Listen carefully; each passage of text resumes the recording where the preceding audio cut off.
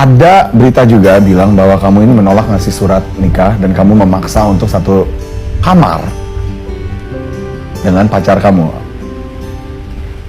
Aku nggak bisa sebutin kronologinya seperti apa karena kan aku harus memberitahukan kronologinya itu pertama di Polda ya Kak. Tapi aku tidak karantina sama sekali di Wisma Atlet. Jadi aku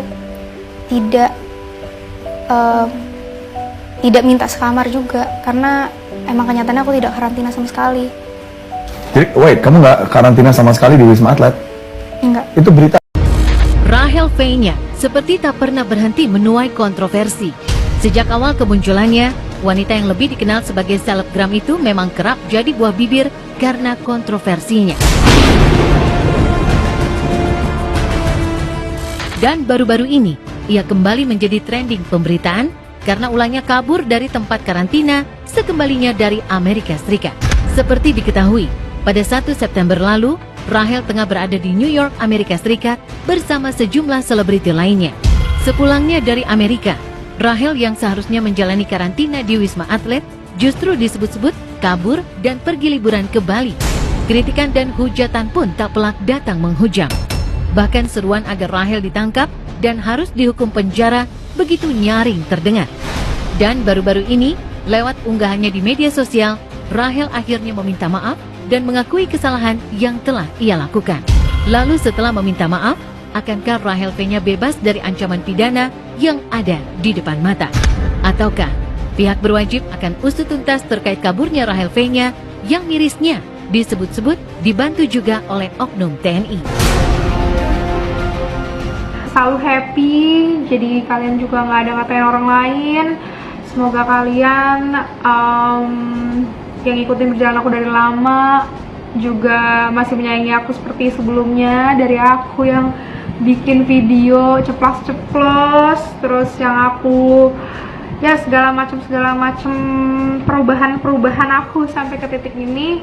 Aku berterima kasih banget sama kalian semua yang udah ngikutin aku dan udah support aku sampai sekarang.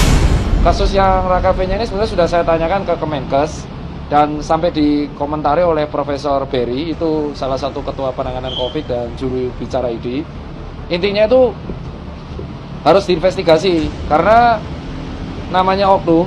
Kalau sampai dari 8 hari karantina, setahu saya masih 8 hari, kan kemarin sempat berubah jadi 5 hari, tapi ini 8 hari dan menjadi 3 hari doang. Dan sampai ada klarifikasi kemarin dibantu oleh petugas, makanya harus diinvestigasi. Nggak mungkin cuma dia doang.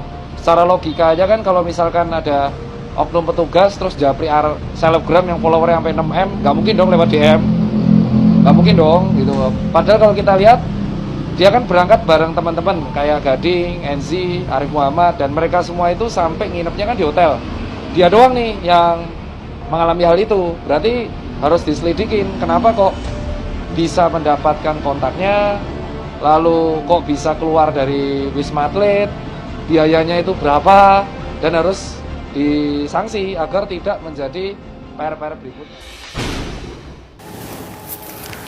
Kabar mangkirnya Rahel V-nya dari karantina di Wisma Atlet Pademangan berbuntut panjang. Saat ini Kementerian Kesehatan tengah menelusuri kebenaran kasus ini. Jika terbukti kabur dari karantina, Rahel V-nya dan kekasih bisa dikenakan Undang-Undang Nomor 6 Tahun 2018 tentang kekarantinaan dengan ancaman hukuman paling lama 1 tahun penjara dan atau denda paling banyak 100 juta rupiah. Sebelumnya, Rahel V-nya disebut hanya dikarantina selama 3 hari sebelum kabur bersama kekasihnya, Salim Nauderer. Padahal ketentuan karantina bagi pelaku perjalanan luar negeri adalah 8 kali 24 jam.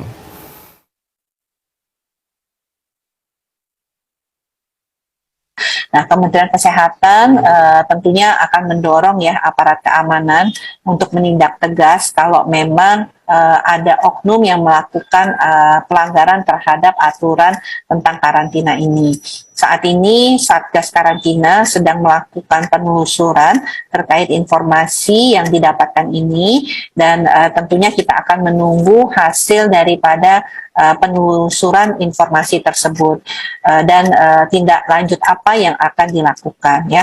Kami berharap tentunya Kementerian Kesehatan meminta para penegak hukum untuk mengusut kasus ini hingga tuntas dan memberikan sanksi sesuai dengan aturan yang ada.